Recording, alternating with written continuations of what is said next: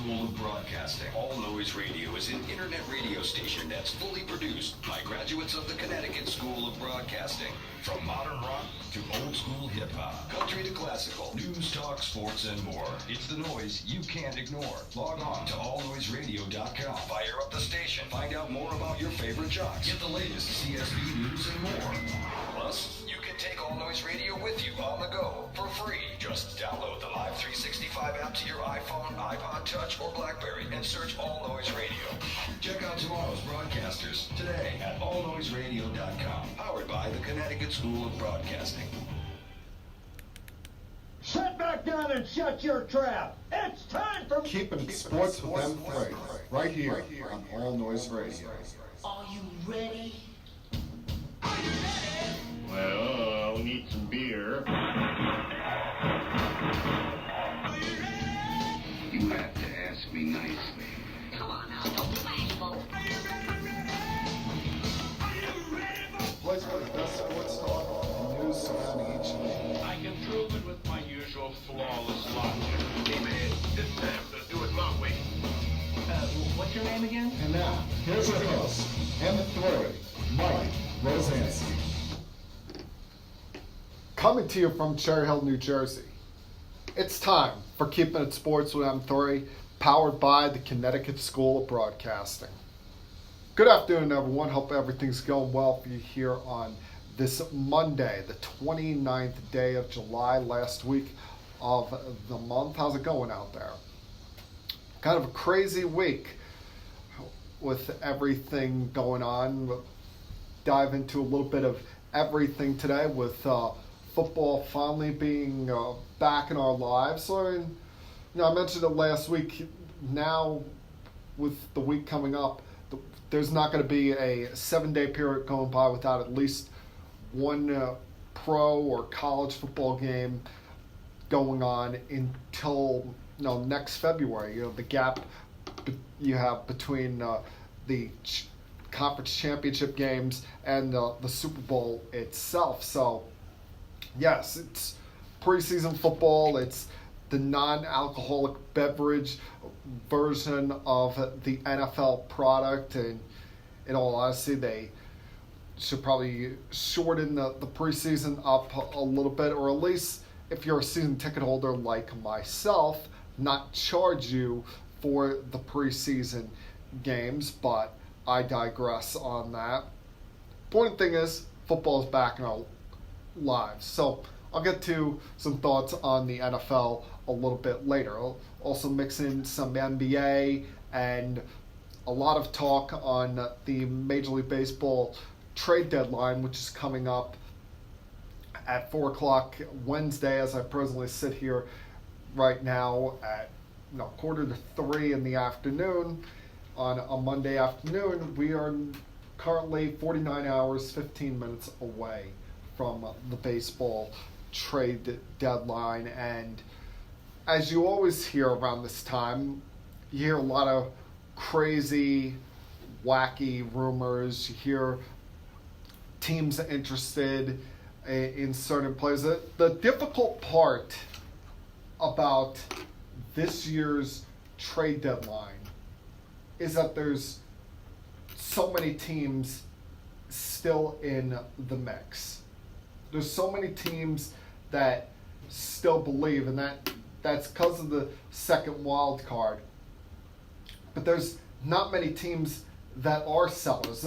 The few that you look at in each league, especially in the National League, as really sellers, is in the National League, it's pretty much Marlins, maybe the Pirates, who knows on the Rockies. And then in the American League, it's everyone outside the Yankees, Astros, Twins, Indians, A's, and Red Sox are undecided on what they are. Now, one team decided what they are a long time ago, decided that this is not the year for us. We have a lot of young players. We're rebuilding. We're heading in a different direction. And that team is the Toronto Blue Jays. I mean, the story with the Blue Jays all year has been about the young players. You know, Vladimir Guerrero Jr. You want to talk about Calvin Biggio or Bo Bichette, who's just getting called up now for Toronto. It's been, about building up the future, because they realize they're a couple of years away from being a true contender in the American League East, especially when they have to deal with the Yankees and the Red Sox. So we knew that they were going to have one of the big ticket items at this year's deadline in Marcus Stroman, because A, he's a good pitcher. They have not just this year, but next year of him under control, and don't plan on signing him long term. And B, you look at the landscape of the pitching market, as I said, with the second wild card and how things are so cluttered up, especially in the National League side of the wild card. I mean, in the American League, you have 4 teams essentially fighting for those 2 spots. I can't really take the Angels seriously, but in the National League, you have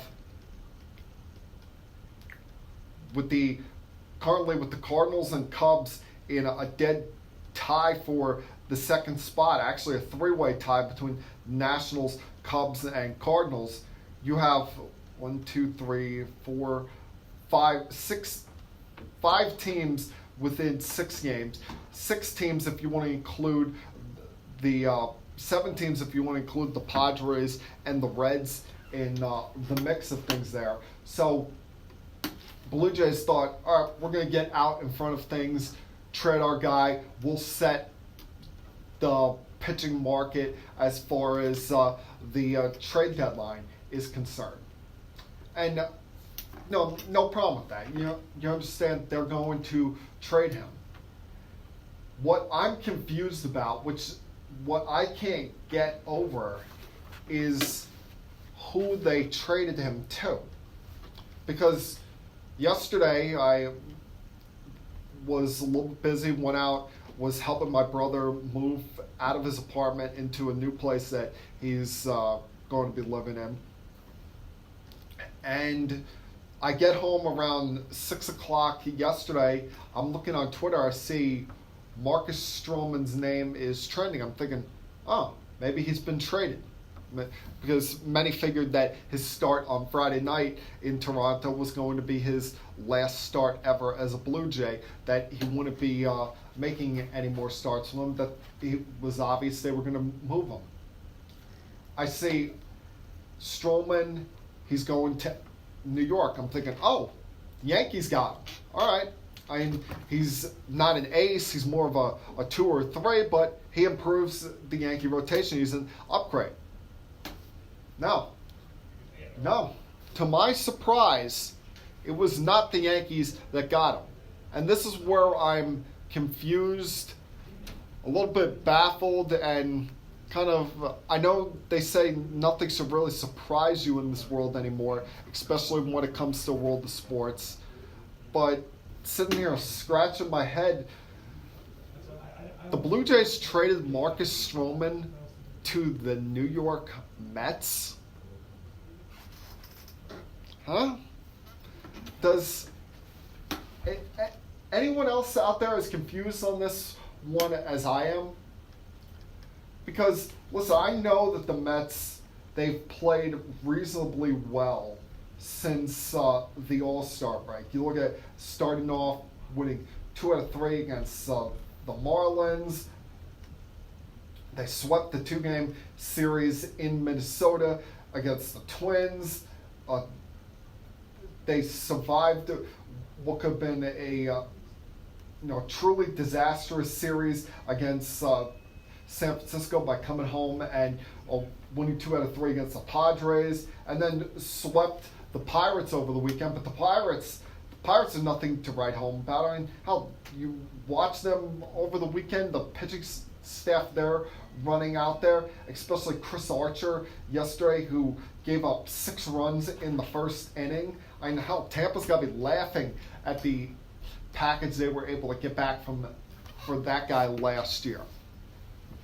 But all along, we've been talking about the Mets as, are they going to trade Syndergaard? Are they going to trade Wheeler? When are they going to trade Vargas? Going to trade Todd Frazier? Hell, even in the last week, there's been rumblings about them possibly trading Edwin Diaz. They've been viewed as a seller, being, before this weekend, 8 games under 500 and behind about 6 or 7 teams for that second wild card. So I'm kind of confused as to how all of a sudden they could go from being a seller to now going and trading for Marcus Stroman. And part of it at the time was my annoyance as a Yankee fan, seeing a pitcher that, all right, that's a guy my team was interested in, that he would have been an upgrade for the Yankee staff, and see the Mets get him. It's kind of annoying, but then I'm saying to myself, wait a minute. After seeing this trade package, they traded 2 young pitchers for him. The 24-year-old lefty Anthony Kay, who's been pitching in AAA, and then Simon Woods Richardson, I hope I'm saying this right, who was their second-round draft pick last year. Remember, these guys were draft picks of Sandy Alderson, not of Brody Van Wagenen. So he's now traded in the last 6 months 4 guys that were draft picks of the Sandy Alderson regime that were top prospects of that regime, not of his own regime. Maybe wanted to build up the minor league system in a different way with his own guys. Maybe that they weren't so high on them. But I see this package and I'm like, wow, that's less than what they were asking for from the Yankees, because the Blue Jays not only, I can't even believe the gall of the Blue Jays. The Blue Jays, not only were they asking about Clint Frazier and the young pitcher in AAA, asking about, they also had the unmitigated gall to ask about the availability of Gleyber Torres. Like, are you out of your damn mind? Now, I understand when you're making a trade, you're trading a young pitcher, a pitcher that you developed in your own system, that has been, one of the anchors of your rotation over recent years, and you're trading him with time left on the contract. You're going to ask for more, not just from a team in your own league, but a team from your own division. And this is a little bit different than, say, Jay Happ from last year. Last year, they only got Brandon Drury and Billy McKinney back. And Jay Happ was set to be a free agent at the age of 35. So there wasn't, that, emotional attachment or that thought that, we got to get, even more from a division rival for this guy. But with Stroman, it's different, so I can understand that fact of it. I just don't understand what the Mets are doing here, why they're making this trade. If someone has a reasonable idea out there of why they could be doing this, tell me, because I'm confused here. Because I mentioned before, all the guys that they've been talking about trading, and now they're going to make a buyer's move. I mean, did sweeping the Pirates actually make Van Wagenen and ownership think this team is something they're not, and that make them think that they're some sort of a contender, that they're somehow in the mix of things, in the race? Because as I mentioned before, there is currently a 3-way tie for the 2 wild card spots between the Nationals, Cubs, and Cardinals. Either the Cubs or the Cardinals, or hell, maybe even the Brewers, they're only a game behind. One of those 3 teams is going to win the NL Central. So that leaves two teams, along with the Nationals, along with the Phillies, the Giants, who are surprisingly in this, along with the Diamondbacks, although their general managers declared them a seller, all ahead of the New York Mets. That's 7 teams right there ahead of the Mets. And, my problem here is, I know there'll be some people saying, oh, you're just a Yankee fan trying to poo-poo on the Mets. There's still, close to 60 games left. My problem here is I can't realistically talk about the Mets as a contender or being in the race until they get back to 500. There's still 5 games under it at 50 and 55. So, unless you're dumping away most of the the Met bullpen, outside of Seth Lugo, and I think they're just posturing with this idea of trading Edwin Diaz. They wouldn't, trade for him and then trade him after only half a season into the deal. Unless you're replacing the entire Met bullpen, that includes getting rid of Jeurys Familia and his nearly 8 ERA. And how can you look at the Mets and say they're contenders? Yeah, you've gotten a great year out of Pete Alonso, probably going to be the Rookie of the Year. It's been a good first full year for Jeff McNeil. But outside of it, Michael Conforto has been very streaky. You're getting poor production out of center field, whether it be Juan Lagares, whether it be when you had Carlos Gomez here. Left field's been a defensive nightmare. That's even a worse point for the Mets. Not what they're getting offensively, because, we know Cano's been awful outside that 3-run homer game he had last week. But you look at it, the Met defense has been garbage. Whether playing guys out of position, playing McNeil in the corner outfield spots, or playing J.D. Davis and Dom Smith, who are really corner infielders in the outfield. We've seen that hurt them in a couple of games. Rosario's been better lately, but his defense has been very shoddy. Wilson Ramos can hit, but he hasn't received the ball well behind home plate as the starting catcher.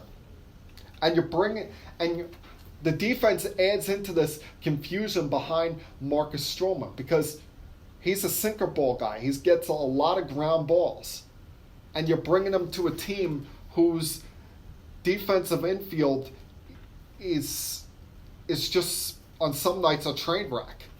There's a lot that doesn't make sense here. There's a lot that has me asking, is there another move to be made here? Are they preparing themselves for trading Wheeler or Syndergaard? Or are they making this trade for Stroman thinking that they can lock him up long term? But then saying to myself, that doesn't make sense, because the Mets don't spend money. The Mets front office has been considered kind of cheap. They still want to live off this idea that the Madoff scandal is still hurting them in some way. So I sit here on this Monday afternoon, and even, 21 hours since this trade being made, I'm still a little bit dumbfounded and confused and can't quite understand what the Mets' plan here is. Or are they just throwing crap up against the wall, hoping that, this is going to provide some motivation to the team, thinking that, we haven't played up to our abilities, add this starter in here now, and we're going to take off in some way? Because, as I said, still got multiple teams to jump over. You're not going to be catching up in the division where they currently sit, 11 games back of the Braves in the loss column, 11 and a half games overall. So, I don't know, it's a weird move. You don't normally see a team that is such a clear seller making a buyer's type move. And Van Wagenen a couple weeks ago came out and admitted that it was wrong of him to make the comments, "Come get us" during the offseason, saying they came and got us. And all the false bravado of we're the team to beat. Is he now being fed this dumb idea once again that somehow the Mets are a contender? I guess we're gonna have to wait and see over the next 48 hours, 56 minutes on what the Mets' next move here is. Whether it's they trade Syndergaard or Wheeler, they lock up one of these guys, whether it's Stroman or Wheeler, to an extension, because quite frankly, I just don't get this move. It does not make a lot of sense to me, especially on the Mets end. Yeah, I get it. They got him for cheap. But what is their plan here? Do they view themselves as a team that can make a surge here over these last, 57 games of the season? Or are they trying to prepare for next year and they're going to use Syndergaard as trade chip to maybe San Diego or Houston or one of these teams that's been dying to get him to rebuild the farm system after trading away Kelenic, trading away Dunn, trading away Kay, now also trading away Woods Richardson? And hopefully some point over these next 2 days, their plan becomes a little bit clearer, because I don't see what it is. And the worst thing you can do in any sport, not Major League Baseball, NBA, NFL, hockey, whatever it is, the worst thing you can do is to lack direction. Whether it's rebuilding or you're trying to go for it. That's all your fans ever ask for. Give us some clue, some idea on what the franchise direction is going to be. All right, a lot left to get to over the next 40 minutes here. There'll be more talk about the trade deadline coming up. My thoughts right now, the Yankees, the Red Sox, Rays, the AL East in general, other trades that could possibly be made, with all the pitching you hear going to be out there and available as possibilities. Mixing some thoughts on the NFL with the Giants going through a crazy week. Comments made by Rodney Harrison. Also retirement that I think deserves a little bit more respect.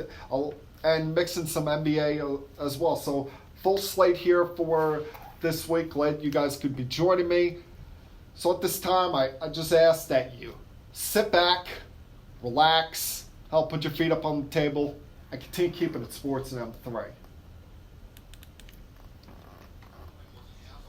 Hours. Shouldn't we be doing something we love? Call Connecticut School of Broadcasting at 1-800-TV-RADIO or log on to gocsb.com.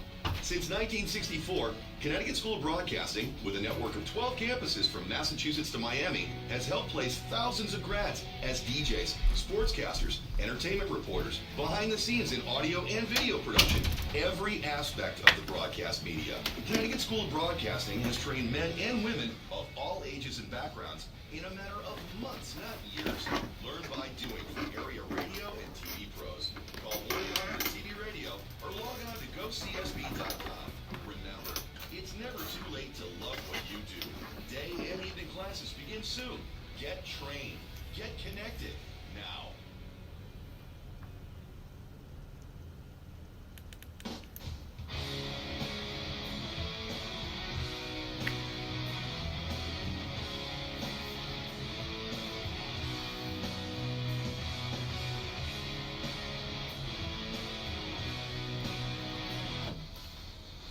As we continue on here, it's the time of the week where I always self-promote myself. That's how you build a fan base in any walk of life. Whatever it is you're trying to accomplish, you need to self-promote yourself. You need to sell yourself to your audience. And that's what I'm going to do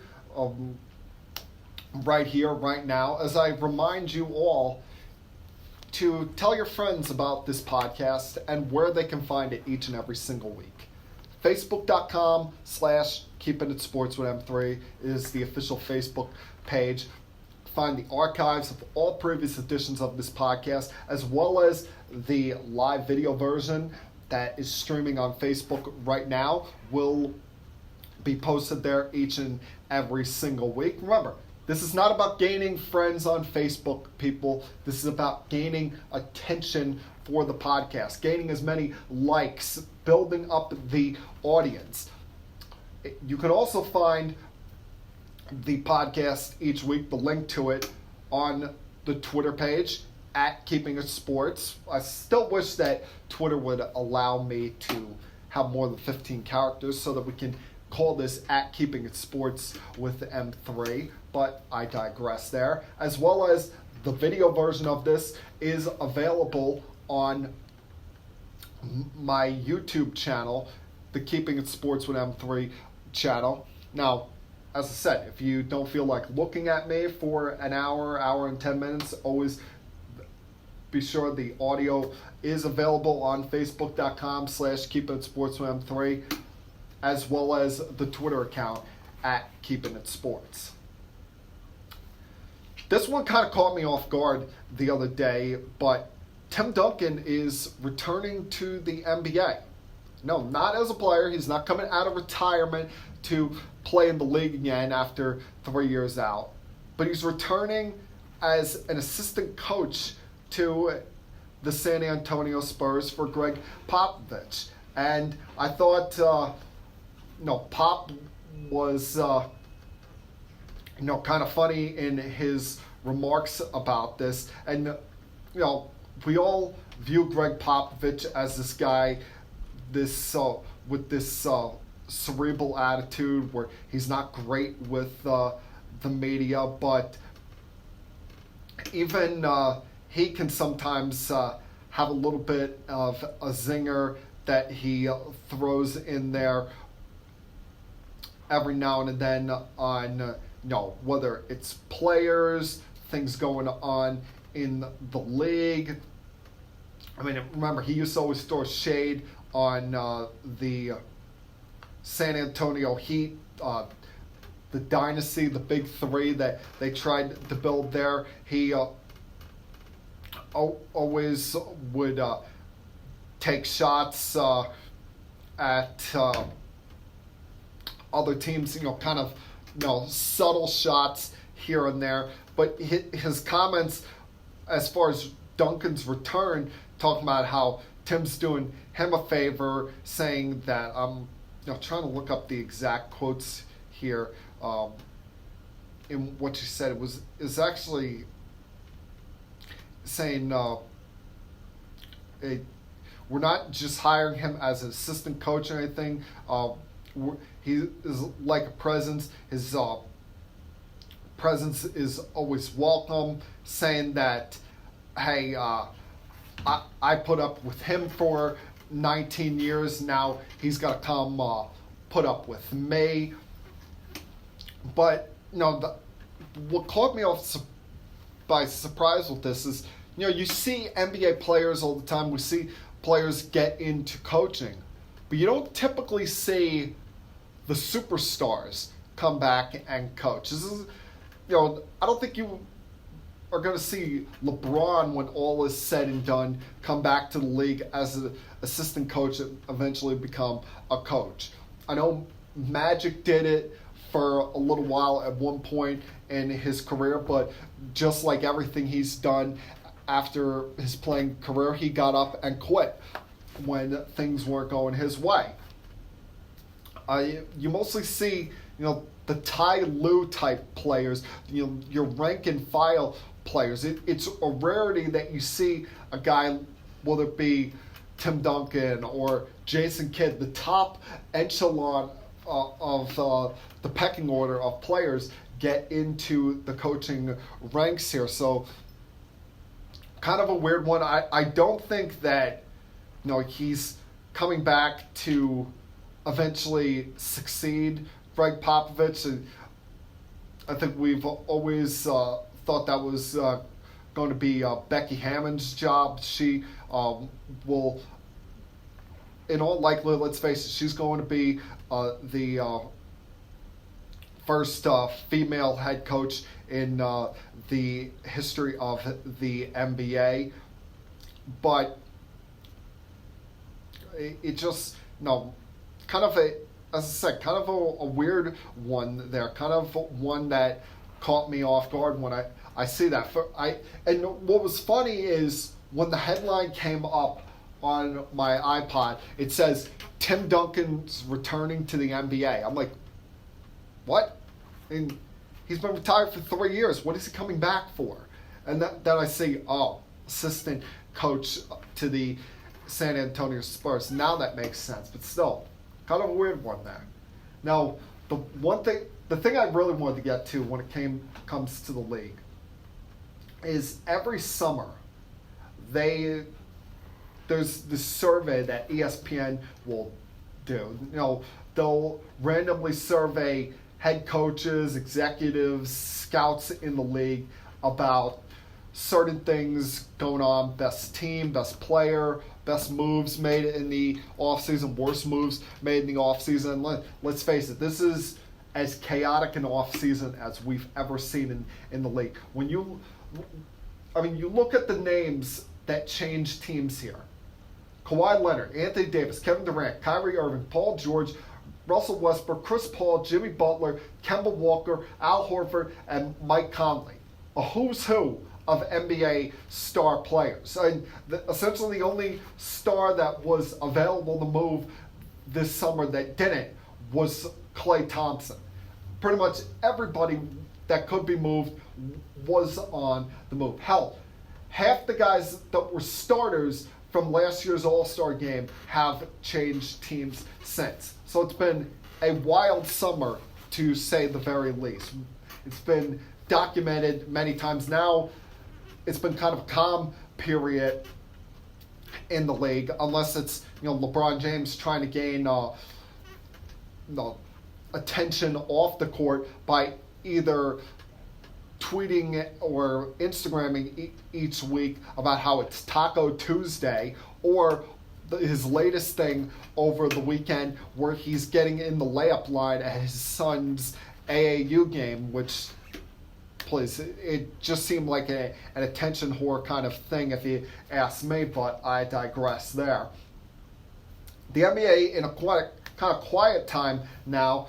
This got my attention a little bit with some of the things here I saw, so I want to read some of these off.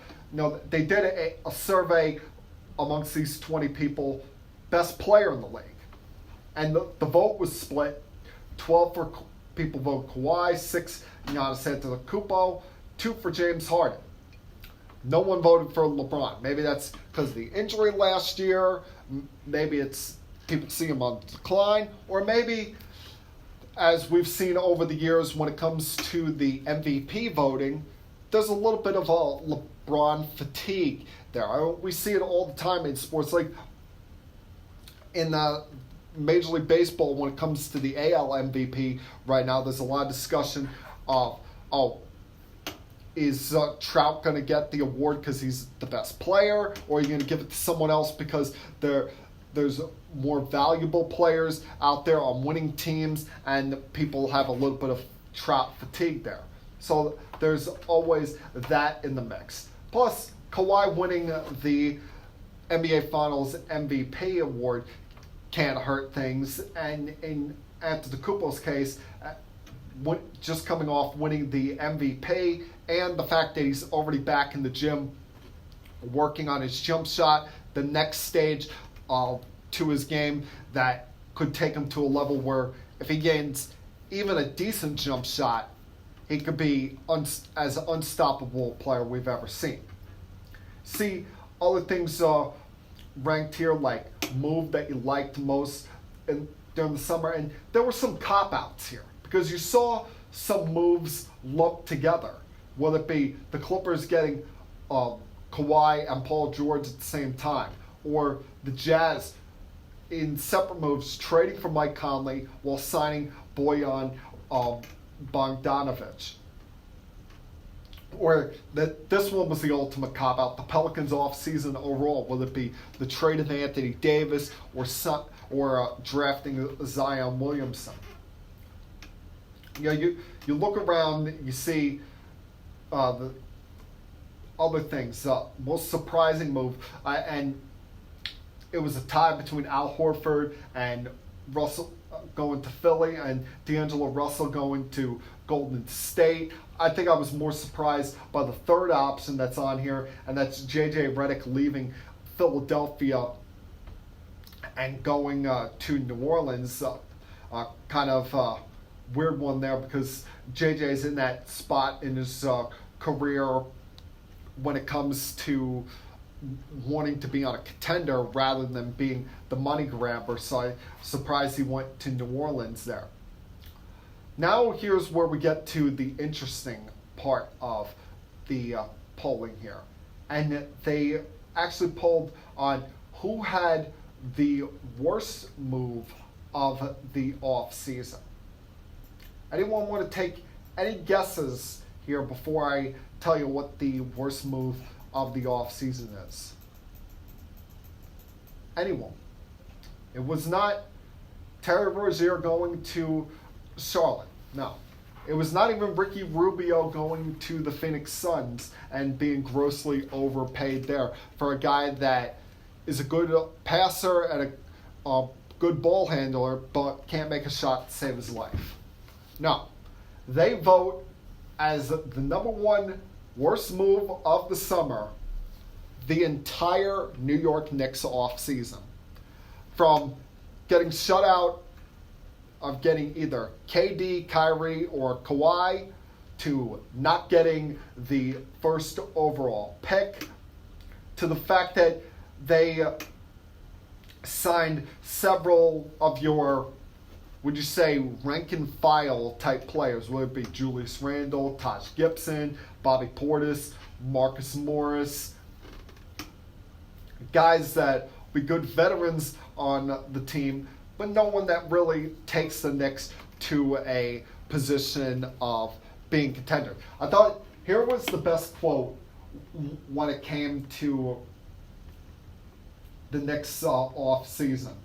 An unnamed Eastern Conference executive, which, as you know, I have a huge problem with the unnamed quotes, but this person would go on to say, I guess it was better than spending $80 million on two free agents when talking about the Julius Randle move.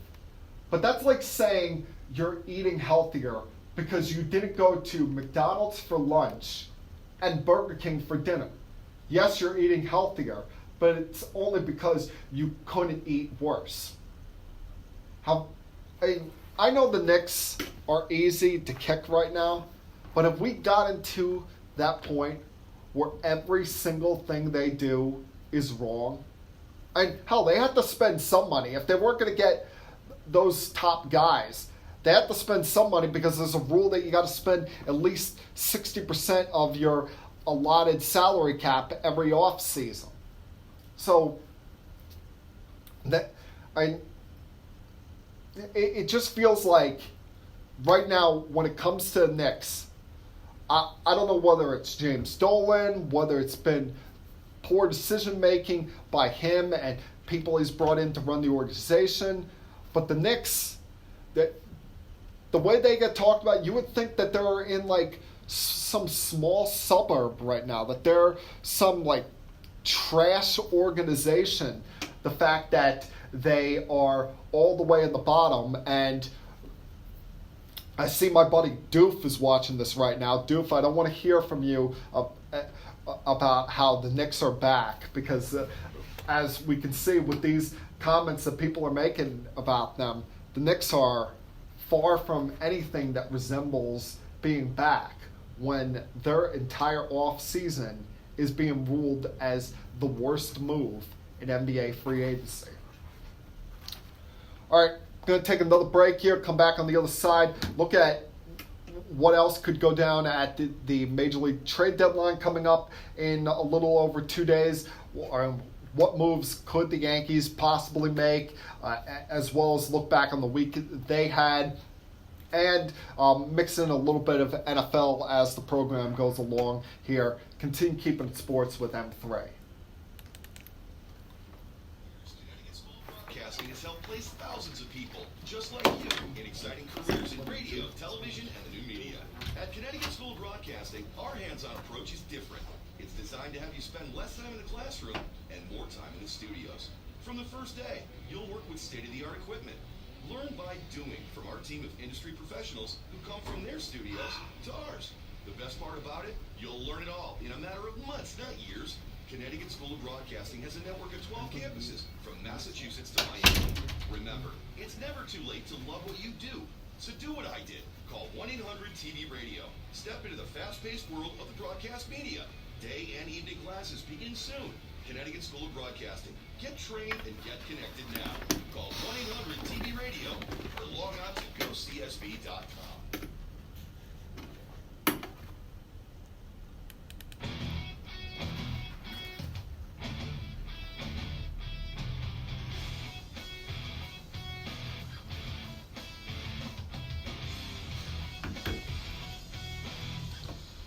Wow. Things can change very quickly in the time span of just a week in pro sports, especially in Major League Baseball, where you're playing essentially every day. And now the last couple of days, you've seen a lot of my fellow Yankee fans just hanging on the ledge, just sitting there in panic mode, due to the fact that, yeah, they win 2 out of 3 in Minnesota against the Twins before heading into Boston for a 4-game weekend series against the Boston Red Sox, And a lot of people out there are writing about how the Yankees can essentially bury the Red Sox here. They have an 11-game lead, 12 games in the loss column. They're having their first of 2 4-game series against them. 12 games left against the Red Sox in their schedule. They can essentially seal up the American League East. Well, you have Thursday night, Tanaka gets knocked around the ballpark, giving up 7 runs in the first inning, 12 overall, and had to be thinking that Aaron Boone must hate him, but part of that is due to the fact that no starter had pitched into the 6th inning for them in the last couple of days. And each of their starters in Minnesota went 4 innings or less, so they had to give the bullpen somewhat of a break there. Got so bad that Austin Romine even came in to pitch the 8th inning, and I'm thinking to myself, I see this come up on Twitter, I'm like, wait a minute, Austin Romine's in that game pitching? He's your starting catcher right now with Gary Sanchez on the IL. You're going to risk getting him injured doing something that he's not used to doing? Then you have James Paxton, who I'm done with calling him by that goofy nickname, the Big Maple, because Big Maple, he has great 8-inning performance against the Red Sox back in May, but he's been pretty much hit or miss since then, and gives up 3 home runs to Mookie Betts on Friday night. And it's like, hey, James, you ever think about trying to knock him off the plate? I'm not saying throw at his head or something here, but make him uncomfortable or something. And then we get to Saturday, where Saturday it was so predictable that CC Sabathia was going to lose this game, and how Boone can leave him in for 1 batter too long, leaving him in to battle Devers. I'll never quite understand. Yeah, I know it's a left-on-left matchup. You can see that CC's starting to get rocked around. He had just given up 3 runs in the 3rd inning, and it is essentially ready to blow any chance you have at coming back in this game. So You're sitting on the precipice of the Red Sox sweeping the Yankees in Boston, crawling to within 7 games in the division, 8 games in the loss column, and I'm telling you, all over social media, Yankee fans are in full panic mode, saying, oh, Brian Cashman needs to make a trade right now, or he should be fired, or Larry Rothschild should be fired as the pitcher coach, a remark which I actually do agree on, but for different reasons than just this week. Or this guy should be traded, that guy should be traded. The Yankees should give up the farm right now, make sure they get both Syndergaard and Marcus Stroman onto this team right here, right now, pounding their fists into the table. Well, ease yourselves, Yankee fans, because, hey, losing 3 out of 4 up in Boston is not what you wanted. But you at least were able to salvage the 4th game of that series. Was it an awful series? Yes. Losing 3 out of 4 to your rival at any time is awful, especially when you see the way the pitching staff was going in this series, allowing 44 runs on 62 hits and gave up 11 home runs. I mean, that's a video game stuff right there. The starting rotation should be ashamed of themselves the way they pitch. I was saying during the weekend to someone that if I'm members of this bullpen after Friday's game, I'm coming into the locker room, I'm throwing shit around the locker room, I'm flipping over tables, screaming my head off at members of the starting rotation, saying, you guys are going 4 innings a night. What the hell's going on here? The last time a starter for the Yankees pitched into the 6th inning was a week ago Saturday when Tanaka pitched 6 innings against the Colorado Rockies. But last night, Domingo Germán was able to ease any worries by Yankee fans. Yeah, he only went 5 1/3, but that was enough with the fact that you had your top guys in the bullpen on pretty much full rest with Canely, Ottavino, Britton, Chapman. And I know Ottavino, Britton and Chapman weren't lights out, weren't dominant by any means last night, but hey, they got through it. They won the game. That's the important thing. Ending the 3-game losing streak, ending any mental edge maybe the Red Sox gained over the Yankees, heading into the 4-game series and doubleheader they got coming up this weekend. So while it's not like what you'd like to see, you got some good performances last night. Germán's strong start, especially in that gimmick park known as Fenway Park. Home runs from unlikely sources in Romine hitting it over the monster, and then the miraculous story of Gio Urshela continuing. They sit here on this Monday, 8.5 games ahead of the Rays, 9 games ahead of the Boston Red Sox. Right now in the all-important loss column, I believe it's 10 games in the loss column ahead of Boston and 9 games ahead of the Rays. We're going to look right now if my little computer here will actually work.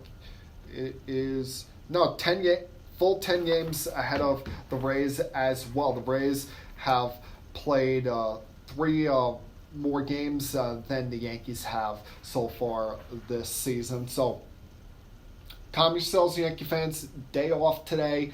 Kind of try to ease yourselves off any of that agita you may have built up over the weekend. But for anyone out there that said that, the Yankees are fine, they're 30 games over 500, they don't need to make any adjustments, any trades to add to this pitching staff, bullcrap. That's why I got to say that. This weekend was the wake-up call for anybody that thought that, the Yankees don't need to make a move before the deadline. Because yes, They have a very good starting lineup, even with Gary Sanchez on the IL right now. And with Stanton, who knows if we ever see him actually on the field again. I mean, he's not even doing baseball activities right now. Just continuing to build my disgust in him.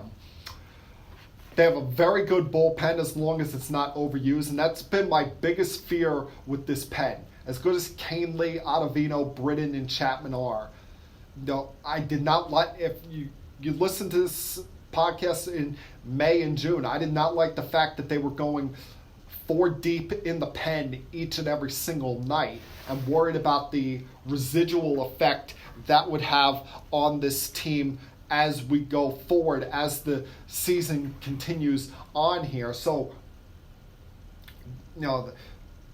wondering, Dylan Patantes, at some point he's come back, but you can't overuse these guys thinking that, we'll get a fresh Dylan Patantes back, thinking that there'll be no rust on him, because as we know, his command can be very shaky at best at times.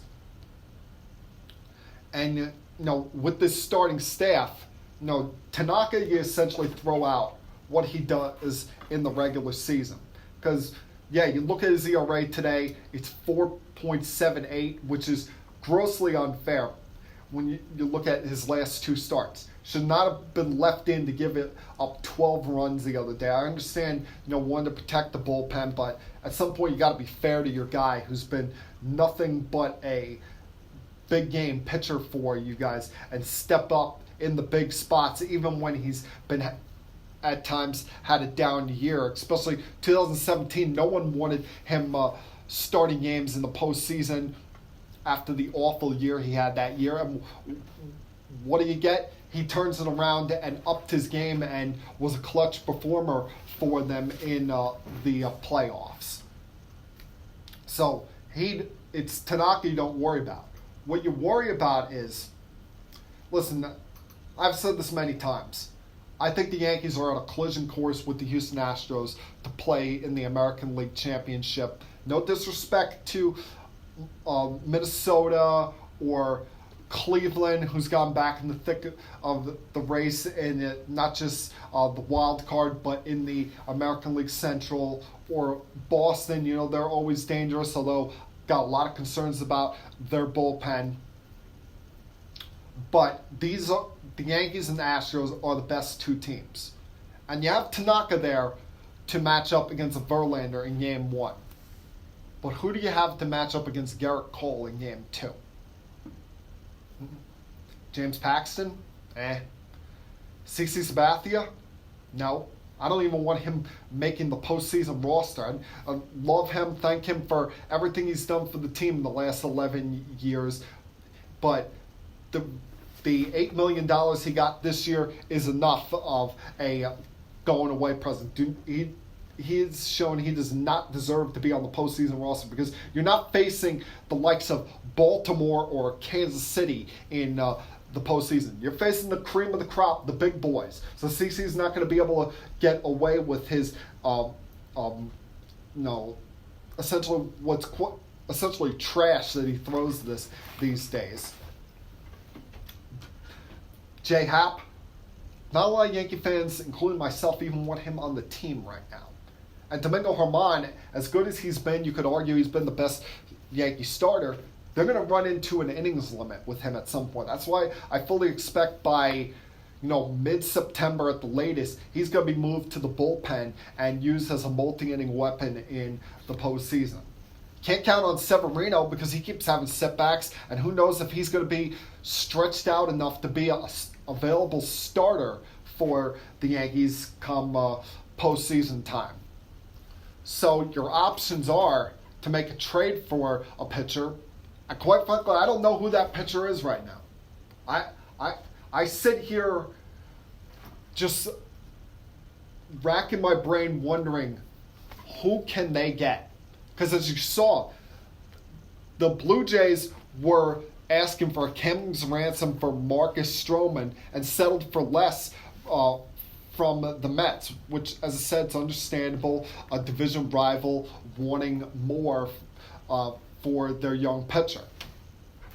but you've heard the names thrown out there. You've heard the names, Robbie Ray, Mike Minor. You've heard names like Zach Wheeler, Noah Syndergaard. Anybody, Matthew Boyd. Anybody ringing a bell there? Anybody that, if you're sitting there as a Yankee fan, you're saying, yeah, if we got that guy, I have confidence in giving the ball to that guy in a postseason game? No. The answer is no on every single one of them. You need that difference maker. You need that game changer. You need that ace, that stud, that horse that you give the rock to and is going to go out there and give you 7 or 8 strong and hand it right to the back of your bullpen, locking down a victory in the postseason. You need that guy that will stare down either Garrett Cole or Justin Verlander and say, not today. But that guy is not available. And why that guy is not available is when you have a case like the San Francisco Giants, who in the last, 3.5 weeks have gone 19-5 in their last 24 games. And I know anything could happen in the next 48 hours, but I severely doubt, even if they were willing to trade him, that Bumgarner would pass up his trade clause, because it's Bruce Bochy's last year. He has an emotional attachment to not just Bochy, but that area. The team's starting to win games. They're 2.5 of the second wild card, and he has a no trade clause to every single one of the contenders. Yankees, Red Sox, Dodgers, Astros, Cubs, all of them are on his 10-team no trade list. Unless the Giants get extremely blown away, there's no way that they're trading him. I've heard that there's one name that has been brought up that intrigues me. And I look at this guy and I say he's a difference maker, even as much of a pain in the ass as he could possibly be. And that's Trevor Bauer. Trevor Bauer, who I'm sure some of you saw his antics on Sunday when he was ticked off that Terry Francona was removing him from the game in the 5th inning, and he decided to take the baseball and chuck it over the center field wall. Thankfully, there's no one that sits in center field there in Kansas City, or someone could have got seriously hurt. But then you ask, maybe he's worn out his welcome there. He's still a very good pitcher, and he comes with a year and a half of control on him. But yes, why would Cleveland trade him? Cleveland is 19 games over 500. They're 2 games behind the Twins, and I think they're going to catch the Twins, because at some point, Corey Kluber's going to come back. At some point, maybe, and I'm praying to God for this guy right now, maybe Carlos Carrasco comes back this year. Maybe he's able to beat leukemia and come back and have some kind of impact on the Cleveland Indians. So why would they trade one of their best players when they're in the middle of a race? We know at some point they're going to trade Francisco Lindor, because they're not going to be able to sign him long term. But why in the middle of a season, when they're so close to contention, when they could get Carrasco and Kluber back, they have a decent bullpen, and with Ramirez and Lindor starting to hit, why would they consider trading Trevor Bauer? I know A-Rod was singing this preaching this on Sunday Night Baseball last night, and I agree with him. It takes a certain kind of crazy to succeed in New York, and while Bauer's out there, I don't think he's a jerk. I don't think he's a guy that would destroy a locker room. In fact, I bet if I'd met Trevor Bauer, I think he and I would get along very great, because he and I are both kind of out there. But why would the Indians ever consider trading him? Even if you were blowing them away on a trade, they're in contention. They're in the mix of things here. So the names that I brought up to you before, Zach Wheeler, Matthew Boyd, Mike Minor, Robbie Ray, that's what you're looking at here as far as trade options with the Yankees, unless something out of the blue, something out of nowhere winds up happening that none of us can see coming. And this is what I'm getting so sick and tired of as a Yankee fan. All right, they have not traded for an ace in forever. The last time they traded for an ace during the season was David Cone in 1995. I'm not going to count Clemens because that was during spring training, and a lot of people thought he was done after he left Boston before he went to Toronto, and that's when who knows what was going on happened up there. We all have a pretty good idea in our own minds, but he has denied it for years. And then there was the offseason between 04 and 05 when they traded for Randy Johnson, but Randy Johnson was 41 years old at that point, and he came in with such unfair expectations. He was actually decent for the Yankees. If you think back to it, yeah, he had the awful start in Game 3 against the Angels in the division series of 2005, and then there was the division series against the Tigers in 06 where his back went out and he was got shelled during that. But it's been forever since they made that trade for a difference-making starter at the trade deadline. They came close in 2010. You go look back in the history books, people. There was about a 5-hour span there on a Friday in July where they thought they were getting Cliff Lee before the Rangers swooped in, offered Justin Smoke, and because the Yankees wouldn't add Eduardo Nunez to their package, the Mariners decided to take the Rangers package instead. But I'm just tired of it. Tired of trading for these guys that it's like, oh, they have such high potential and our pitching coach, Larry Rothschild, can fix them. No, he can't. Did he fix Michael Pineda? No. Did he fix Sonny Gray? No. And Sonny has gone on to Cincinnati and had a pretty good season once he got back to throwing his curveball instead of having Larry sitting there behind him saying, oh, you got to throw your slider. Did he fix Nathan Eovaldi? Not really. James Paxton? No. None of these guys. I mean, do you want to give him credit for Domingo Germán?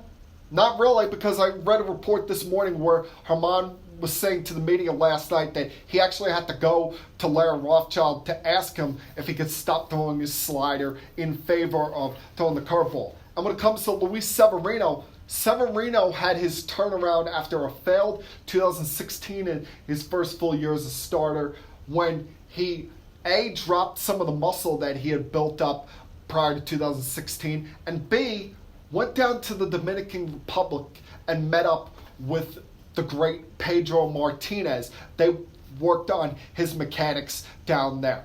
So it wasn't any of Larry Rothschild's doing. So this thought that he's some pitching magician is such a farce, such a load of crap. But it doesn't take away from the point here of, what are the Yankees going to do? At 4 o'clock on Wednesday afternoon. We are now 48 hours, 12 minutes away from the baseball trade deadline. And it looks like the Yankees, unless something comes out of the blue or they make some kind of trades to stock up their bullpen and just try to bullpen the hell out of this thing, they're screwed when it comes to potentially trading for a starting pitcher because, as I said, and I will continue to state, they don't need another, one of these Sonny Gray, Michael Pineda, James Paxton, Ivan Nova, Javier Vasquez, one of those guys who has high potential but pitches like a number 3 or 4 starter at best. They need a difference maker, a game changer. And unfortunately, unless the Giants decide to trade Bumgarner and he wants to come to New York, that guy is not going to be available for the Yankees at this deadline. Got to take one last break here, come back, close things up with some thoughts on the NFL. Continue keeping it sports with M3. School of Broadcasting founder Dick Robinson. You know, the media business has changed a lot since we opened our doors in 1964. Now media content is everywhere. On air, online, on the go. More than ever, companies are looking for people to help drive this new media. At Connecticut School of Broadcasting, you'll get hands-on training on the latest software and equipment in a matter of months, not years. Connecticut School of Broadcasting has placed thousands of grads in broadcast media careers. It's all about versatility. You see, at a radio station, if you also know how to shoot, edit, and post videos, you become a pretty hot commodity. That's the training you get at Connecticut School of Broadcasting. Connecticut School of Broadcasting with locations up and down the East Coast, from Massachusetts to Miami. Call 1-800-TV-RADIO or log on to GoCSB.com. Connecticut School of Broadcasting, the nation's oldest and largest group of broadcast media schools. Redefining training in radio, TV, and new media. Get trained. Get connected. 1-800-TV-RADIO.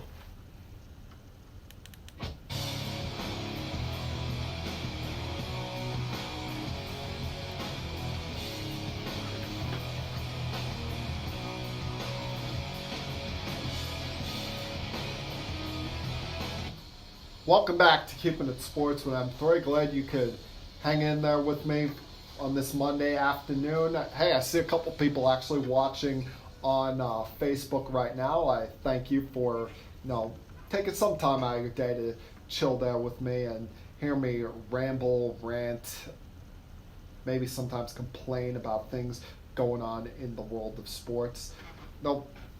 With training camps getting underway last week, NFL starting to make headways. NFL's starting to become a bigger part of the talk here once again. And there have been some interesting things said in the last couple of days here. One thing that I saw that kind of caught my attention was by Rodney Harrison, the former New England Patriots, former San Diego Charger, as well as now an analyst for Sunday Night Football on NBC. Made the comments, I believe it was to Fox Sports, that former Patriots don't get enough credit. All I ever hear is about Tom and Bill. And what he's referencing is, when we think of this Patriots dynasty, the faces of it are Bill Belichick and Tom Brady. And they're both going to walk into Canton, Ohio someday, whenever their careers are done, as first ballot Hall of Famers, no doubt about it. Each of them will have one smudge on their resume, and I'm not talking about Deflategate or Spygate. I'm talking about the losses to the Giants in the Super Bowl. That's the only dent, the only chink in the armor of their high-profile, amazing, historic careers. One, in all likelihood, going down as the greatest coach of all time. The other one going down as the greatest quarterback of all time. And never before have we seen this kind of coach-quarterback tandem, either individually or together, have this kind of success in the league. But Harrison trying to make the point of that, everyone talks about them, but no one gives enough credit to, I guess he wants to give himself credit, as he was just announced this week as a new inductee to the Patriots Hall of Fame. But when you think of this Patriot dynasty, there hasn't been a lot of guys that you look at that and you say, all right, they're a football Hall of Famer. I mean, do you think of Rodney Harrison as a Hall of Famer? No. And probably what did him in is the fact that most people think he's a dirty player. Teddy Bruschi? No. Willie McGinnis? No. Let's see. Randy Moss, he's more of a Minnesota Viking. Julian Edelman? No. Let's see. Wes Walker? No. So, I mean, there's going to be other Hall of Famers outside of Bill and Tom when it comes to the Pro Football Hall of Fame, like Gronk. He's going to go in right after he has his comeback in the next couple weeks. And all of you are going to laugh, doubt me, but I truly believe this guy is coming back. He just wants to avoid training camp at all costs. Let's see. Who else is a Hall of Famer? Oh, Adam Vinatieri, he's a Hall of Famer, although it's funny to think about. Adam Vinatieri has been an Indianapolis Colt now longer than he has been a New England Patriot. I mean, Vinatieri, unless I'm missing something, I think Adam Vinatieri has been in this league since I was in preschool. Doing a quick check on that. Yeah, actually, his first year of his career, I was in the first grade. So this guy has been in the league forever and has been as clutch a performer as you're going to find, even at a specialized position as a kicker. He's been in the league 23 years, 13 with the Indianapolis Colts. So it's insane to think, because when you first think of Vinatieri, you think of all the clutch kicks he had in the playoffs for the Patriots, but then you realize he's been a Colt longer than that. So he's going to be a Hall of Famer. But outside of that, unless Janikowski, Stephen Gostkowski, his replacement, unless he continues on the same arc, there's not going to be many Patriots Hall of Famers from this run. And maybe that's something that you should more so cherish than you should take as a knock, saying that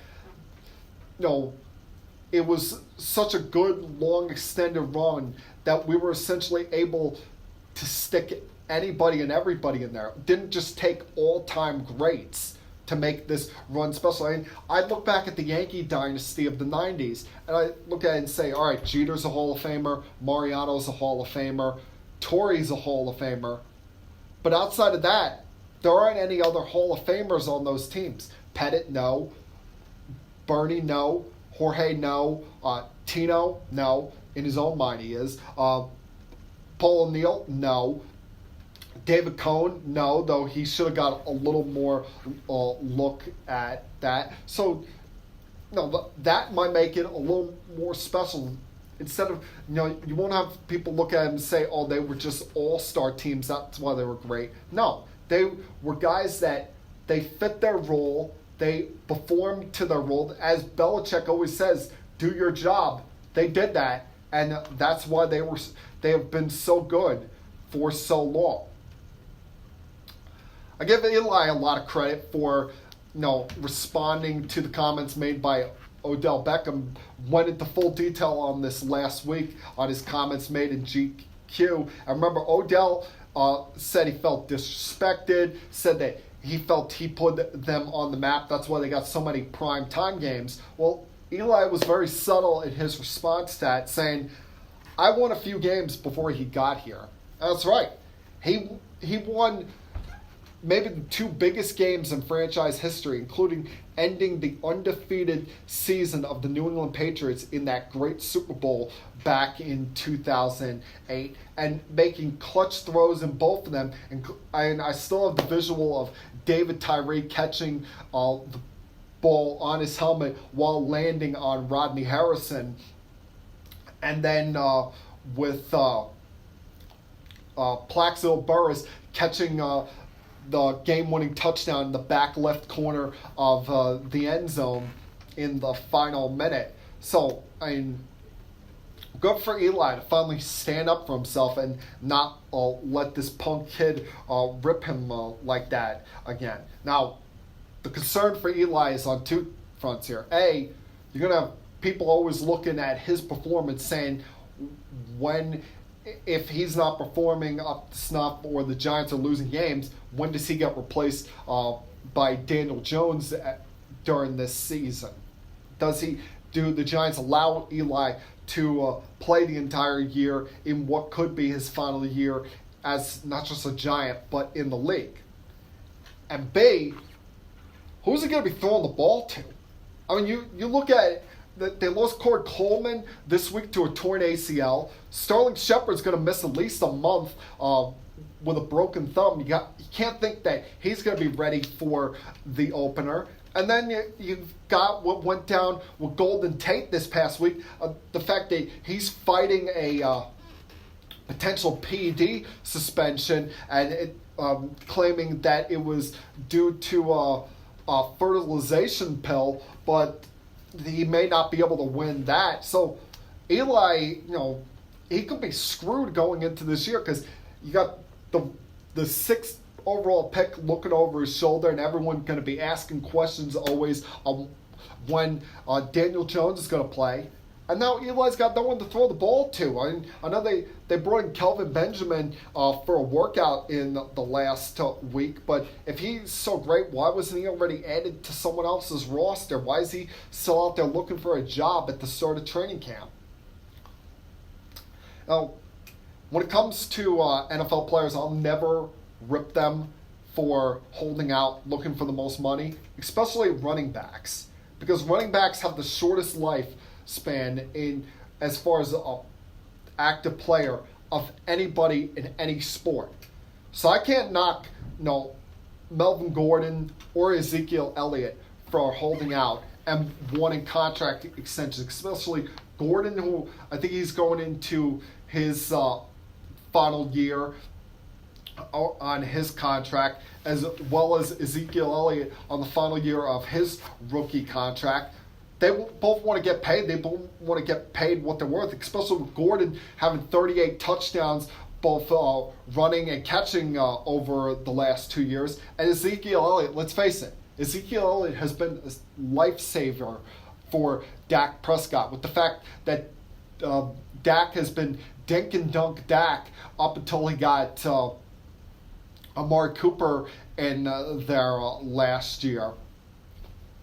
And, they talk about how they need to do an extension for Dak. I'm like, no, Dak has not truly proven his worth yet as far as being paid like an elite franchise quarterback. And he's not even elite. He has his rear end saved because of Zeke Elliott and because Amari Cooper can get the ball on a 5-yard slant and just do amazing things after that. Yeah, he's getting Jason Witten back this year after 1 year of retirement, but who knows what Jason Witten actually has left. So the Cowboys, they can't screw around with this. They got to get Zeke in here, because the more time he holds out, the harder. More often than not, we see these guys, they hold out. Then they come into the season. They didn't have preseason, didn't have training camp or anything, and they're either really rusty or they're more susceptible to injury. And without Zeke there, Dak is going to get greatly exposed. Now, there's one more thing I want to get to before I go here today. And that's, there was an announcement made last week by Mark Sanchez. Remember him, the former New York Jet quarterback, announcing his retirement from the NFL. And he's going to begin working this year at ESPN as a college football analyst every Saturday. Might even be part of some game broadcasts, mostly do in studio work. Now, I'm not going to sit here and try to tell you that Mark Sanchez was some great quarterback, because he wasn't. He was a good quarterback. He had his moments in the sun and never truly lived up to being the 5th overall pick in the draft way back in 2009. And he led the Jets to back-to-back playoff appearances, going 9-7 in his rookie season, and then 11-5 in his second year. But let's face it, they had top 5 defenses each of those years. He had good offensive lines in front of him. Those teams were mostly built off of the foundation Eric Mangini had left behind him, leaving a solid team there for Rex Ryan and Mark Sanchez to take over for. And you look at Sanchez's numbers, the completion percentage wasn't pretty, only about 54% completed passes. Always seemed to throw as many interceptions as touchdowns. In fact, had more picks than he did touchdowns during his career. But what is so grossly unfair is that this guy's career gets thought of for one reason. One reason and one reason only. And that's Thanksgiving night in 2012. Listen, as I said, I'm not going to sit here and tell you that he was some all-time great quarterback or that he was some Pro Bowler, because let's face it, he never lived up to his true potential. And maybe some of that had to do with getting injured, like the injury he suffered in the preseason of 2013 when Rex Ryan inexplicably sent him back in the third quarter behind a third-string offensive line in the Jets-Giants game just because he wanted to win the Snoopy Bowl trophy. But it's grossly unfair that he gets thought of for slipping in the third quarter and running into Brandon Moore's ass in a Thanksgiving night game against the New England Patriots at MetLife Stadium. Was it an embarrassing moment? Yes. Is it something that he'll ever live down? Who knows? But his career should be thought of as so much more than that. Yes, he had good teams around him in his first 2 years in the league. But let's not forget, as a rookie, he went on the road and won playoff games against Carson Palmer when he was still considered a good quarterback with the Bengals, and Phillip Rivers in San Diego. He went on the following year, they went on the road, and he beat Peyton Manning in Indianapolis, what would turn out to be Peyton Manning's last game as an Indianapolis Colt. And the following week, went to Gillette, went to Foxborough, and beat the New England Patriots to send them to the AFC title game. Remember the can't wait game by Bart Scott? In the postseason, he was a 60% completion percentage guy. He had 9 touchdowns to only 3 picks and averaged per game a QB rating of 92.7 and 95.5 and averaged close to 200 yards passing in each of those postseasons. So to act like this guy was just some scrub or just want to make fun of him and say his career was all just that incident is unfair. Show the guy a little bit of respect. All right, it takes more than either you guys listening or watching this or me talking about this right now could ever physically be capable of doing to make it to the league. Mark Sanchez lived out his dream. Mark Sanchez made it in the NFL. He made well north of $60 million in his playing career if he saved his money correctly. So let's stop viewing him as just the butt fumble guy and give him credit because he did something not a lot of guys could do. Win 4 road playoff games the first 2 years of his career, go to back-to-back AFC title games. They were never going to beat the Colts because we know that they given a gift from God just to make it to the postseason when the Colts benched all their guys in Week 16 that year. And, who knows what would have happened if they would have stopped the Steelers on third down at the 40-yard line and given Sanchez the ball back inside the 2-minute warning in the AFC title game the following year. But the guy went on the road and beat Carson Palmer, Phillip Rivers, Peyton Manning, and Tom Brady in the playoffs. A who's who of quarterbacks at that time. I think he deserves a little bit more of our respect. And that, my friends, is Keeping It Sports with M3 for Monday, July 29th, 2019.